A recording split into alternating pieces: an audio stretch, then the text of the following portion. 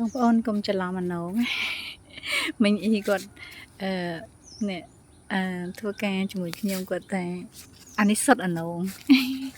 អានេះមិនអាណងទេអានេះគឺត្រសក់ទេ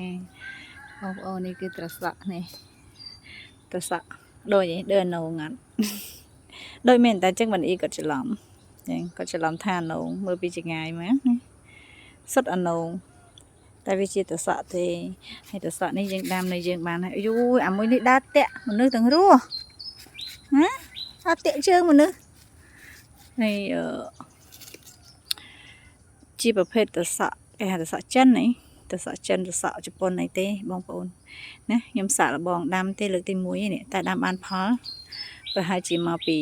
ដីរបស់យើងចាគ្រប់ជីវជាតិដែលគេត្រូវការអញ្ចឹងយើងអាចដាំបាន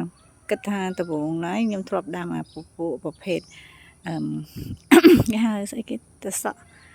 ឈ្មោះមួយទៀតពូជរបស់ជប៉ុនឯនោះខ្ញុំដាំ2 ដងដាំអត់បានផលទេប៉ុន្តែលើកនេះខ្ញុំដាំបានផលតែជាពូជផ្សេងគ្នាតែពូជមកពីក្រៅដូចគ្នាក្រៅប្រទេសគ្នាយើងអត់ដែលដាំក្នុងស្រុកអញ្ចឹងទៅខ្លាចដាំអត់ដុះឥឡូវដាំដុះហើយដាំដុះបានផលទៀតណាបងប្អូនអើយផ្កាស្បៃរឿងនេះស្អាតណាស់នេះស្អាតខ្លាំងហ្មងផ្កាស្បៃរឿង